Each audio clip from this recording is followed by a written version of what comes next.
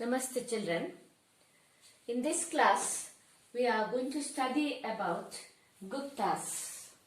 Guptas are the most important rulers of India after Mauryas. Maurya Empire was the first empire of ancient India. ಮೌರ್ಯರ ಸಾಮ್ರಾಜ್ಯ ಒಂದು ಪ್ರಾಚೀನ ಭಾರತದ ಪ್ರಥಮ ಸಾಮ್ರಾಜ್ಯ ಅಂತ ನಾವು ಡಿಸ್ಕಸ್ ಮಾಡಿದ್ದೇವೆ. ಈಗ ಅವರ ನಂತರ ಅತಿ ದೊಡ್ಡ ಸಾಮ್ರಾಜ್ಯವನ್ನು ಹೊಂದಿದಂತವರು ಯಾರು ಅಂತ ಕೇಳಿದ್ರೆ ಗುಪ್ತರು. Okay, in this chapter we are going to study about the sources of Gupta period. Next the kings of Gupta period. Important things ಯಾವುದು ಈ ಗುಪ್ತಾಸ್ ಏಜ್ಗೆ ಸೋರ್ಸ್ ಏನು ಅಂತ ಹೇಳುವುದನ್ನು ನೋಡ್ತೇವೆ. In next we will discuss about the important kings of Guptas. Not about all the Gupta kings, only the important Gupta kings.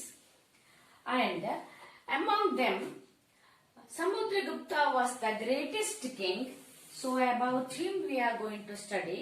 About his conquest we are going to study. And later, overall, about the all-round development of Gupta period. That is, the golden age of Guptas. Remember, ನೆನ್ಪಿಟ್ಕೊಳ್ಳಿ, ಗುಪ್ತರ ಕಾಲ ಭಾರತದ ಒಂದು ಇತಿಹಾಸದಲ್ಲಿ ಸುವರ್ಣ ಯುಗ ಅಂತೇಳಿ ಅನಿಸಿಕೊಂಡಿದೆ. Golden age of Guptas because there was all round development in all the fields, economically, socially, or in the field of literature or philosophy or religion. That is peaceful existence of all the religions in India. So this is called as the golden age. So ಭಾರತದ ಇತಿಹಾಸದ ಸುವರ್ಣ ಕಾಲ ಗುಪ್ತರ ಕಾಲ. So ಇಷ್ಟನ್ನು ನಾವು ಈ chapter ಅಲ್ಲಿ ನೋಡ್ಲಿಕ್ಕಿದ್ದೇವೆ. ಇದರಲ್ಲಿ ಈಗ the golden age of Guptas 10 ಮಾರ್ಕಿಗೆ ಬರುವಂತಹ ಒಂದು ಪ್ರಶ್ನೆ. ಆಮೇಲೆ about Samudragupta and his conquest, ಅದು 5 ಮಾರ್ಕಿಗೆ ಬರುವಂತದ್ದು. ಉಳಿದದ್ದು 1 ಮಾರ್ಕ್ ಮತ್ತು 2 ಮಾರ್ಕಿಗೆ ಸಂಬಂಧಪಟ್ಟದ್ದು. ಓಕೆ, ಈಗ firstly let us discuss about the sources of Guptas history. Mainly Allahabad pillar inscription, which is in Uttar Pradesh now. There was a pillar, ಒಂದು ಸ್ತಂಭ ಶಾಸನ ಇದೆ.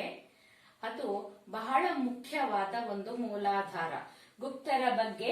ಎಸ್ಪೆಷಲಿ ಈ ಪಿಲ್ಲರ್ ಇನ್ಸ್ಕ್ರಿಪ್ಷನ್ ಅಲ್ಲಿ ಸಮುದ್ರಗುಪ್ತನ conquest, political conquest of Samudragupta and the boundary of Gupta empire, everything is return in this pillar inscription. ಈ ಸ್ತಂಭ ಶಾಸನದಲ್ಲಿ, ಅಲಹಾಬಾದ್ ಸ್ತಂಭ ಶಾಸನದಲ್ಲಿ ಅದರ ಬಗ್ಗೆ ಸಂಸ್ಕೃತದಲ್ಲಿ ವಿವರವಾಗಿ ಬರೆದಿದೆ.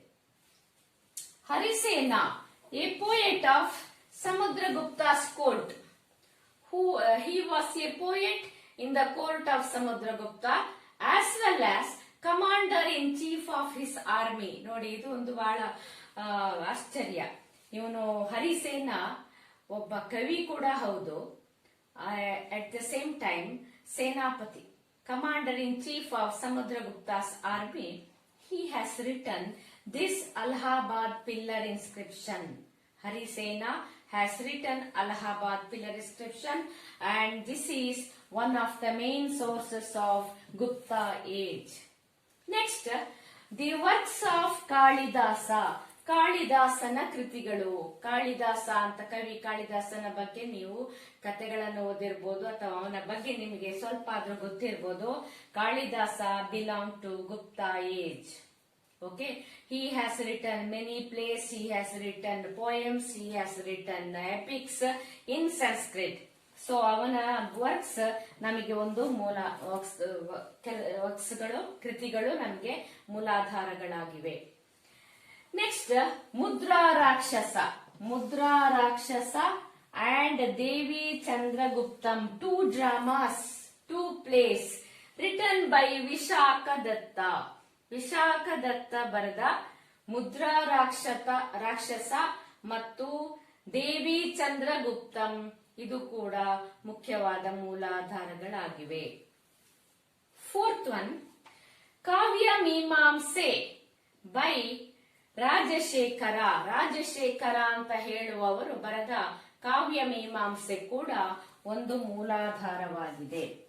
ಕೊನೆಯದಾಗಿ writings of Fahien and Yijing, spelling ITSING, ಆದರೆ ಪ್ರೊನೌನ್ಸಿಯೇಷನ್ YIJING, ಈಜಿಂಗ್ ಅಂತ ಹೇಳುವ ರೀತಿಯಲ್ಲಿ. He was a Buddhist monk from China.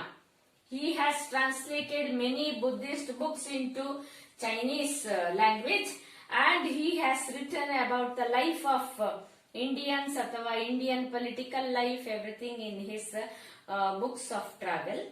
And Fahian is also a Chinese pilgrim, Chinese traveler who had come to India during the time of Gupta. So their writings, the writings of Fahian and ಈಜಿಂಗ್ ಮತ್ತು ಫಾಹಿಯಾನ್ನ ಬರಹಗಳು ಕೂಡ ನಮಗೆ ಮುಖ್ಯವಾದ ಮೂಲಾಧಾರಗಳಾಗಿವೆ.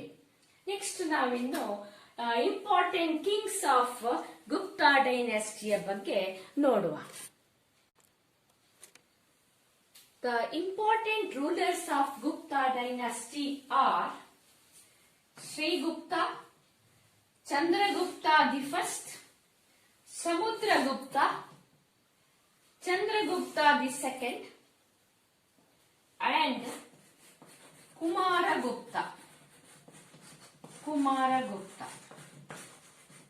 Okay. Pataliputra was their capital. Even Maurya's capital was Pataliputra. Guptara capital koda, Rajadhani koda Pataliputra agittu. Okay. Now, coming back to Sri Gupta. Sri Gupta was the founder of Gupta dynasty. That is why he is important. Second one, Chandragupta the first. The first important king of Gupta dynasty, Chandragupta the first. Chandragupta Maurya alla. Chandragupta Maurya is the founder of Maurya dynasty. He is Chandragupta, ಒಂದನೆಯ Chandragupta. He started ruling from the year 320 CE. Okay, 320 ಸಾಶನಿಂದ ಅವನ ರಾಜ್ಯಭಾರ ಮಾಡಲಿಕ್ಕೆ start ಮಾಡಿದ್ರೆ, ಆ ವರ್ಷದಿಂದ ನಂತರದ ಕಾಲವನ್ನು ಗುಪ್ತ ಇರಾ ಅಂತೇಳಿ ಕರೆದ್ರು. ಇಟ್ ವಾಸ್ ಕಾಲ್ಡ್ ಆಸ್ ಗುಪ್ತ ಇರಾ, ಸ್ಟಾರ್ಟಿಂಗ್ ಫ್ರಮ್ 320 CE, ಗುಪ್ತ ಯುಗ. Okay, next his son Samudragupta, he was the most important king of this dynasty. He ruled from 335 to 375 CE. Very famous king. Whole India came under his control. Even he stepped to Sri Lanka, and he was a very scholarly person. He himself was a great poet. It seems he used to play veena. Very, able ruler of India, we can say, Samudragupta. He also has got the title called Indian Napoleon. And he is also called as Kavi Raja. Raja, ಹೌದು, ಕವಿ ಹೌದು, ಕವಿ ರಾಜ ಅಂತ ಹೇಳುವ title ಪಡೆದುಕೊಂಡಿದ್ದ Samudragupta. Next, his son Chandragupta the second, ಎರಡನೆಯ Chandragupta. He also ruled the very big empire, Gupta Empire, and he has got the title called Vikramaditya. Vikramaditya ಮತ್ತು ಬೇತಾಳ ಅಂತ ಹೇಳಿ ಮೊದಲು ಚಂದಮಾಮದಲ್ಲಿ ನಾವು ಕತೆ ಓದ್ತಾ ಇದ್ದೇವಲ್ಲ, ಆ ವಿಕ್ರಮಾದಿತ್ಯ ಅಂತ ಹೇಳುವ ರಾಜ ಮತ್ತಾರು ಅಲ್ಲ, ಚಂದ್ರಗುಪ್ತ ದಿ ಸೆಕೆಂಡ್ ಅಂತ ಹೇಳಿ ಹೇಳ್ತಾರೆ. He also has got the title like Vikrama Simha, Vikramaditya ಅಂತ ಹೇಳುವ title. And he built another capital called Ujjain. Pataliputra was their capital. He built the second capital called Ujjain. And wow, the greatest thing about this Chandragupta II is, in his court there were famous 9 scholars, 9 great gems, ನವರತ್ನಗಳು ಅಂತ. ನವರತ್ನ 9 ರತ್ನಗಳು ಇವನ court ಅಲ್ಲಿ ಇತ್ತು. Court ಅಂದ್ರೆ ಆಸ್ಥಾನದಲ್ಲಿ ಬಹಳ great scholars ಇದ್ರು. ಅದರಲ್ಲಿ ಕಾಳಿದಾಸ ಕೂಡ ಸೇರಿದ. Kalidasa was in the court of Chandragupta the second. And ಕುಮಾರಗುಪ್ತನ ಹೆಸರು ಯಾಕೆ ಬರದೆ ಅಂದ್ರೆ, Kumaragupta he built the Nalanda University of ancient India. The Nalanda University ನಮ್ಗೆ ಗೊತ್ತು ಅದರ ಹೆಸರು. So it was built by Kumaragupta. Okay, let us discuss about Samudragupta. Samudragupta is the greatest king among the Guptas. He ruled India for 40 years. 40 ವರ್ಷ ಆಳ್ವಿಕೆ ನಡೆಸಿದವನು. From 335 to 375 CE. Okay, ಈಗ ಸಮುದ್ರಗುಪ್ತನ ಬಗ್ಗೆ, especially about his conquest. It is written in Allahabad pillar inscription. Allahabad pillar inscription is written by Harisena. Who is Harisena? He was in the court of Samudragupta as well as the commander-in-chief of the army of Samudragupta. So commander-in-chief ಕೂಡ ಹೌದು, ಒಬ್ಬ poet ಕೂಡ ಹೌದು. He has written about Samudragupta's conquest in Allahabad pillar inscription in Sanskrit language. Allahabad pillar inscription ಅಂತ ಹೇಳುವಾಗ ನಿಮಗೆ ನೆನಪಾಗ್ತದೆ, ಅಶೋಕಂದು ಕೂಡ pillar edict is there in Allahabad. Yes, same pillar it is. About Ashoka's inscriptions, it is written in Pali language. In the same stamba, same pillar ಅಲ್ಲಿ Pali language ಅಲ್ಲಿ ಬರೆದಂತದ್ದು ಅಶೋಕನ ಕಾಲಕ್ಕೆ ಸೇರಿದ್ರೆ, which is written in Sanskrit language, it is about Samudragupta. Okay, so ಏನ್ ಬರ್ದಿದ್ದಾನೆ ಅಶೋಕ ಅಂತ ಹೇಳಿದ್ರೆ, about ಧರ್ಮ and piece, ಶಾಂತಿ, ಧರ್ಮದ ಬಗ್ಗೆ ಅಶೋಕನು ಬರೆಸಿದ್ರೆ, ಹರಿಸೇನಾ ಹ್ಯಾಸ್ ರಿಟನ್ ಅಬೌಟ್ ಸಮುದ್ರಗುಪ್ತಾಸ್ ಕಾನ್ಕ್ವೆಸ್ಟ್. ಈಗ ನೋಡಿ, during the time of Samudragupta almost hole of India came under Samudragupta. ಈಗ ಅವನ ಕಾನ್ಕ್ವೆಸ್ಟ್ ಅನ್ನು it is divided into 4 categories. 4 ರೀತಿಯಲ್ಲಿ ಹೇಳಿದ್ದಾರೆ. ಅಂದ್ರೆ ಒಂದೊಂದು ಭಾಗಕ್ಕೆ ಒಂದೊಂದು ಸಲ. Okay, first one, the conquest of north Indians. North Indian rulers ಅನ್ನು ಸೋಲಿಸುವಂತದ್ದು first part, north Indian conquest. Secondly, the conquest of forest kingdom. ನೋಡಿ, ಇದು forest kingdom is in between north India and south India. Vindhya ಪರ್ವತ ಗೊತ್ತಿದೆ ನಿಮಗೆ, it is situated in the central India. So south ಇಂಡಿಯಾಕ್ಕೆ ಬರಬೇಕಿದ್ರೆ forest kingdoms ಅನ್ನು ಅವನು occupy ಮಾಡಬೇಕಿತ್ತು, ಅವರನ್ನು ಸೋಲಿಸಬೇಕಿತ್ತು. So that is in the second part. Thirdly, south Indian conquest. He came to south India all the way 3,000 miles far off place. Actually South India, ಅಲ್ಲಿಂದ south ಇಂಡಿಯಾಕ್ಕೆ ಬಂದು he defeated many South Indian rulers. That is in the third part, that is South Indian conquest. Okay, fourthly, the conquest on border states. ಅವನ ಇಡೀ ಎಂಪೈರಿನ ಬೇರೆ ಬೇರೆ border ಅಲ್ಲಿ ಬಾಕಿ ಇದ್ದಂತಹ state ಗಳನ್ನು ಆಕ್ಯುಪೈ ಮಾಡುವಂತದ್ದು 4ನೇ ಹಂತ. ಸೊ ಮೊದಲ ಹಂತದಲ್ಲಿ ನಾರ್ತ್ ಇಂಡಿಯಾ, 2ನೇ ಹಂತದಲ್ಲಿ ಮಧ್ಯ ಭಾರತದ ಫಾರೆಸ್ಟ್ ಕಿಂಗ್ಡಮ್ಸ್, 3ನೇ ಹಂತದಲ್ಲಿ ಸೌತ್ ಇಂಡಿಯಾ, 4ನೇ ಹಂತದಲ್ಲಿ ದ ಬಾರ್ಡರ್ ಕಿಂಗ್ಡಮ್ಸ್. ಅವನ ಕಿಂಗ್ಡಮ್ಸಿನ ಯಾವ ಬದಿಯಲ್ಲಿ ಬಾಕಿ ಇದೆ ಬಾರ್ಡರ್ ಅಲ್ಲಿ ಆ ಜಾಗವನ್ನು ಆಕ್ಯುಪೈ ಮಾಡುವಂತದ್ದು. ಓಕೆ, ಈಗ firstly let us discuss about the first one conquest, first one north Indian conquest. Okay, so this north Indian conquest, ಎಲ್ಲಿ ನಾರ್ತ್ ಇಂಡಿಯಾ ಇದೆ, ಗಂಗಾ ಯಮುನಾ ನದಿಯ ಬಯಲು ಪ್ರದೇಶ mainly. So that is called as Gangetic plains. Gangetic plains ಅಲ್ಲಿ ಇರುವಂತಹ ಬೇರೆ ಬೇರೆ ರಾಜರುಗಳನ್ನು ಸೋಲಿಸಿದ. So that north India is called as Aryavarta. Okay, south India is called Dakshinapatha, north India Aryavarta. So firstly he started with that area. So this ಏನು ಅವನ conquest ಇದಲ್ಲ, ಅದನ್ನು we can call it as Digvijaya. So north ಇಂಡಿಯಾದ ಏನು ಎಲ್ಲ ಭಾಗ ದಿಕ್ಕುಗಳಲ್ಲಿ ವಿಜಯ ಸಾಧಿಸಿದ. His policy was expansion, okay, ವಿಸ್ತಾರ ಮಾಡೋದು, ಎಕ್ಸ್ಪ್ಯಾನ್ಷನ್ ಅಂಡ್ ಅಗ್ರೆಷನ್. ಬಹಳ ಅಗ್ರೆಸಿವ್ ಆಗಿದ್ದವನು, ಬಹಳ ಶಾರ್ಪ್ ಆಗಿ ಏನು ಯಾರನ್ನು ಬಿಡ್ಲಿಲ್ಲ. ನಾರ್ತ್ ಇಂಡಿಯಾದ ಯಾವ ರಾಜನನ್ನು ಸಹ ಅವನು ಅಲ್ಲಿ ರಾಜನಾಗಿ ಉಳಿಲಿಕ್ಕೆ ಬಿಡ್ಲಿಲ್ಲ. ಸೊ ಪ್ರತಿ ದಿಕ್ಕಿಗೂ ಹೋದ. North India full he covered. So this is called digvijaya. This is in the first stage. ಈಗ mainly here he has defeated 9 kings. 9 ರಾಜರುಗಳನ್ನು ಅವನು ಸೋಲಿಸಿದ್ದಾನೆ ಮತ್ತು ಅವರ ಹೆಸರನ್ನು ಕೊಟ್ಟಿದ್ದಾರೆ. ಇಷ್ಟು ಕನ್ಫರ್ಮ್ ಆಗಿ ನಮಗೆ ಸಿಗ್ತಾ ಇದೆ. ಯಾಕೆಂದ್ರೆ ಇವರೆಲ್ಲರ ಹೆಸರು it is written in Allahabad pillar inscription.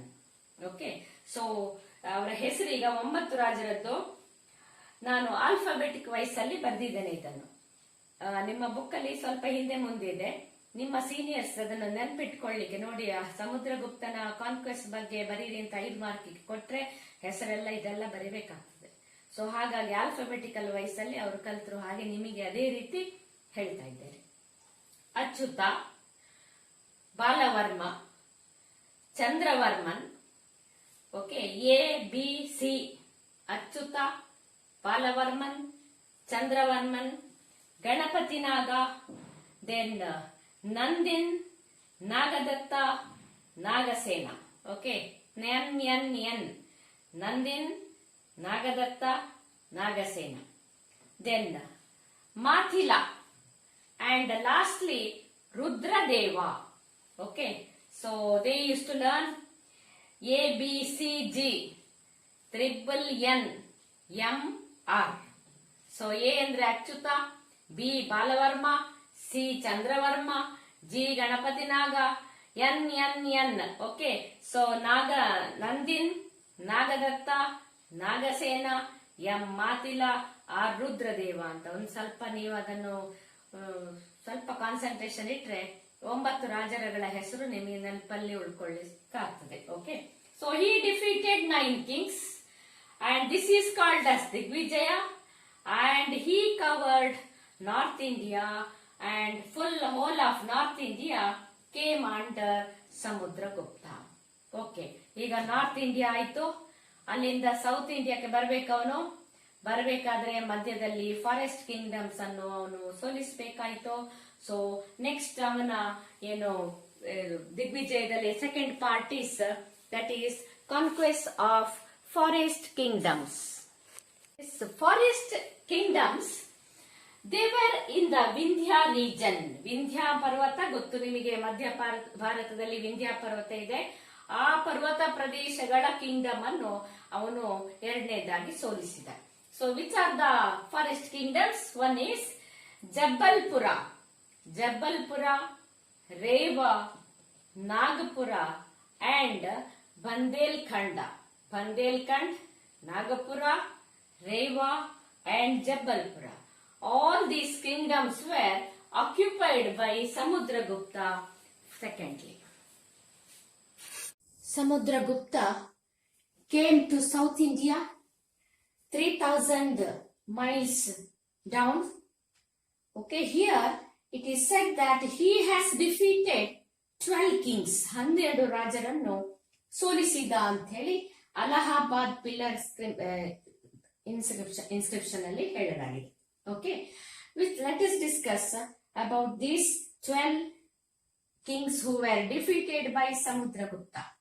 ಈಗ ಇಲ್ಲಿ ಕೂಡ ನಾನು ಆಲ್ಫಾಬೆಟಿಕಲ್ ವೈಸ್ ಅಲ್ಲಿ ಆ ಹೆಸರುಗಳನ್ನು ಬರೆದಿದ್ದೇನೆ. So that you can learn them easily. Okay, ಈಗ starting by with D. Okay, Damana of Erandapalli, Andhra ಪ್ರದೇಶದ ಜಾಗ. Damana of Erandapalli. Then Dhananjaya of Kusthalapura, both are in Andhra Pradesh. Hastivarman of Vengi ಚಾಲುಕ್ಯರು ಅಂತಾನೆ ಕೇಳಿರ್ಬೋದು ನೀವು. ಓಕೆ, ಗುಜರಾತ್ ಏರಿಯಾದಲ್ಲಿ. So Hastivarman of Vengi. Kubera of Devarashtra, then Mahendra of Kosala, ಇನ್ನೊಬ್ಬ ರಾಜ ಮಹೇಂದ್ರ ಆಫ್ ಪಿಸ್ತಾಪುರ, ಈಗಿನ ಮಧ್ಯಪ್ರದೇಶ ಒರಿಸ್ಸಾದ ಜಾಗಕ್ಕೆ ಸೇರಿದ ಜಾಗ Mahendra of Pishtapura. Mantaraja of Kaurala, Mantaraja of Kaurala. ಎಂಟನೆಯ ರಾಜ Nilaraja of Avamukta, Nilaraja of Avamukta. Ninth one Swamidatta of Kotturu, Swamidatta of Kotturu. 10th one Vishnugopa of Kanchi, ತಮಿಳುನಾಡಿಗೆ ಸೇರಿದ ಜಾಗ ವಿಷ್ಣುಗೋಪ ಆಫ್ ಕಂಚಿ. 11th ರಾಜ Vyaghraraja of Mahakantara, Vyaghraraja of Mahakantara. Lastly Ugrasena of Palakkad, Ugrasena of Palakkad. Okay, so double D H K triple M, double D H K triple M N S W U. First letters ಅನ್ನು ನೆನಪಿಟ್ಕೊಂಡು ಅದನ್ನ ನಂತರ ನೀವು ಹೆಸರನ್ನು ನೆನಪು ಇಟ್ಕೊಂಡು ಬರಲಿಕ್ಕೆ ಆಗ್ತದೆ. ಆಲ್ಫಾಬೆಟಿಕಲ್ ವೈಸ್ ಅಲ್ಲಿ ಸುಲಭ ಆಗ್ತದೆ ಅಂತ ಹೇಳಿ ಕೆಲವು ಅಭಿಪ್ರಾಯ ಆಗಿತ್ತು, ಹಾಗಾಗಿ ಅದನ್ನ ನಾನು ನಿಮ್ಗೆ ಹೇಳ್ತಾ ಇದ್ದೇನೆ. So these are the 12 Kings defeated by Samudragupta. ಈಗ ಇದು ನಾರ್ತ್ ಇಂಡಿಯನ್ ಕಾನ್ಕ್ವೆಸ್ಟಿಗೂ ಈ ಸೌತ್ ಇಂಡಿಯನ್ ಕಾನ್ಕ್ವೆಸ್ಟಿಗೂ ವ್ಯತ್ಯಾಸ ಇದೆ. ಇಲ್ಲಿ ಏನಂದ್ರೆ ನಾರ್ತ್ ಇಂಡಿಯಾದಲ್ಲಿ defeated them once for all, and here he defeated them, then after that reinstalled them to their position. ಅವರನ್ನು ಪುನಃ ರಾಜರನ್ನಾಗಿ ನೇಮಕ ಮಾಡಿ ಅವರನ್ನು ಸಣ್ಣ ಸಾಮಂತ ರಾಜರನ್ನಾಗಿ ಮಾಡಿಸಿಕೊಂಡ. They became his vassals. ಸಾಮಂತ ರಾಜರು ಏನ್ ಮಾಡ್ಬೇಕು, ಪ್ರತಿ ವರ್ಷ ಕಪ್ಪ ಕಾಣಿಕೆಯನ್ನು ರಾಜನಿಗೆ ಕೊಡ್ಬೇಕು. So if they were under Samudragupta, every year they have to pay some amount of money as tribute, ಅವನಿಗೆ ಟ್ರಿಬ್ಯೂಟ್ ಕೊಡೋದು ಅಂತೇಳಿ. ಸೊ ಇದಕ್ಕೆಲ್ಲ ಒಪ್ಪಿಕೊಂಡ್ರಿ ಇವರು. So these conquests are not called as digvijaya, these conquests are called as dharma vijaya of Samudragupta. ಸೋಲಿಸ್ಲಿಕ್ಕೆ ಸಾಮಾನ್ಯ ಎಲ್ಲ south Indian ರಾಜರನ್ನು ಸೋಲಿಸಿದ, ಆದ್ರೆ ರೀಇನ್ಸ್ಟಾಲ್ ಮಾಡಿದ ಟು ದೇರ್ ಪೊಸಿಷನ್, ಅವರನ್ನು ಪುನಃ ಅವರ ಪೊಸಿಷನ್ ಗೆ ಬಿಟ್ಟುಕೊಟ್ಟ. ಆದ್ರೇನು, they were his vassals, they were his ಸಾಮಂತ ರಾಜರು. ಕಪ್ಪ ಕಾಣಿಕೆ ಪ್ರತಿ ವರ್ಷ ಕೊಡಬೇಕು, ಕೊಡದಿದ್ರೆ ವಾಪಸ್ ಯುದ್ಧ ಮಾಡಿ ಅವರನ್ನು ಸೋಲಿಸಬಹುದು. So this is about the South Indian conquest of Samudragupta. Next he approached the border areas of his empire which he wanted to. After completing the South Indian conquest, the remaining thing was some places in the border area. So the 4 places in different places of his border, empire's border, he defeated them. Mainly 4 states were occupied by him. Lastly, one is Kamarupa in Assam. ಅಸ್ಸಾಮಿನ ಕಾಮರೂಪ ಅಂತ ಹೇಳುವ state. Bengal's ಸಮತಟ ಇನ್ Bengal. Then ಕರ್ತ್ರಿಪುರ ಇನ್ ಪಂಜಾಬ್ ಏರಿಯಾದಲ್ಲಿ ಒಂದು ಜಾಗ ಕರ್ತ್ರಿಪುರ. Then Rohit ಖಂಡ್ ಅಂತ ಹೇಳುವ ಜಾಗ. So after completing these conquest, border ಏರಿಯಾದ conquest ಅನ್ನು, he performed ಅಶ್ವಮೇಧ ಯಾಗ. ಅಶ್ವಮೇಧ ಯಾಗ ಅಂತ ಹೇಳಿ ಯಾಗವನ್ನು ಮಾಡಿದಂತೆ. That is why he got the name as ಅಶ್ವಮೇಧ ಪರಾಕ್ರಮ.